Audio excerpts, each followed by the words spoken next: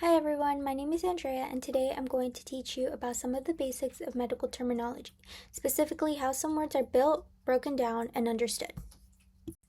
Medical words are made up of four main types of word parts. We have the root, the prefix, the suffix, and the combining form. The root is the subject and the foundation of the word. It often pertains to a body part or body system. Some examples include cardi, which would mean heart, rein, which would mean nose, and derm, which would mean skin. To know what combining form is, you must know what the combining vowel is. This is a vowel that links two word parts together, and it will typically be an O. So the combining form is the root word plus the combining vowel. Some examples include cardi, which would mean cardio, rein, which would mean rhino, and derm, which would then be dermo. The prefix is the beginning of the word and it is placed in front of a root word. It will usually have a dash after it, and this will indicate the location, time, or direction of root word. Some examples include pre, which would mean before, inter, which would mean between or among, and cata, which would mean down. We also have suffixes, which are the word ending, and it will usually have a dash before it. This describes what the word or the problem relates to, specifically the procedure, the condition, or disease. Some examples would be ectomy, which would mean excision or removal, megaly, which means enlargement, and itis, which means inflammation.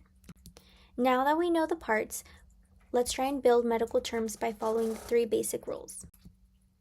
Medical terms follow a very specific order: the prefix, the root, and the suffix. An example that we'll be looking at today is the polyneuropathy. When we break it down, poly would be the prefix and would mean many or much, neuro would be the root word and means nerve, and pathy is the suffix, which means disease or disorder.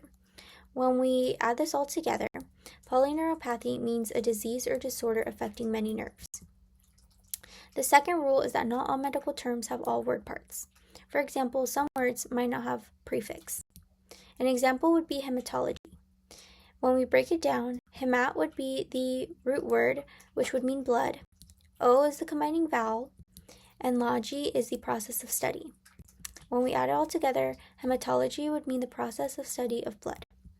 The third rule is that if a suffix begins with a vowel, then you drop the combining vowel. An example of this would be gastritis. Gastr is the root word, and itis is the suffix word. The combining form would be gastro. So if we said gastroitis, the O and the I clash. So the correct form is gastritis. This is because it sounds better and flows easier. Now we'll go over how to break terms into parts.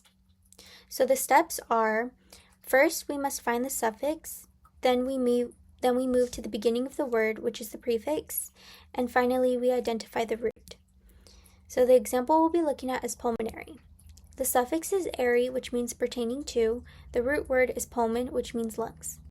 So pulmonary means pertaining to the lungs. The second example is retroperitoneal. The suffix "-al" means pertaining to, and the prefix retro means behind or backwards.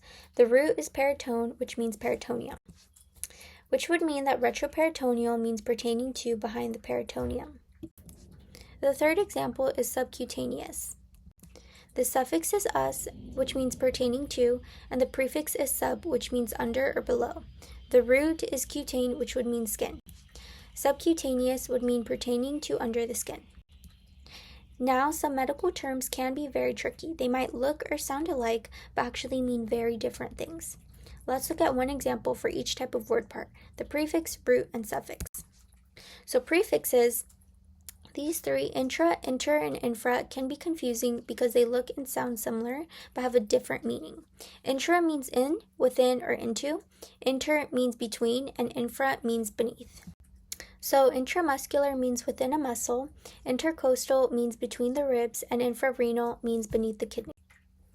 An example of tricky roots would be sacre and sarc. Sacre means sacrum, and sarc means flesh, which would mean that sacrum means pertaining to the sacrum, and sarcoma is the swelling or mass of flesh. Some tricky suffixes include scope and scopy. Scope is an instrument to visually examine, and scopy is the process of visually examining. So a colonoscope would be an instrument to visually examine the colon, and the colonoscopy would be the visual examination of the colon. Some more additional tricky suffixes include gram, graph, and graphy.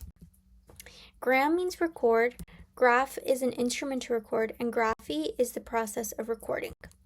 So an electrocardiogram records the heart's electrical activity.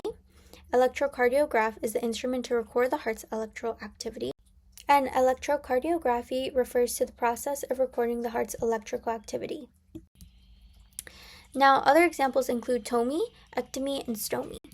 Tomy is the process of cutting, ectomy is the excision or removal, and stomy is the forming a new opening. So osteotomy is the process of cutting the bone, adenectomy is the removal of a gland, and a colostomy is the forming of a new opening in the colon. Thank you very much for listening to this.